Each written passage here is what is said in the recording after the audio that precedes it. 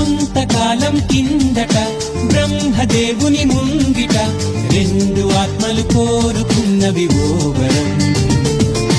రూపురేఖలు వేరట, ఊపిరొకటే చాలట, ఆ వరాన్నే స్నేహమంటున్నాం మనం. కంటి పాపని కాపు కాసే జంట రెప్పల కాపలాగా నిండు చెలిమికి నువ్వు నేను నీడనివ్వాలి.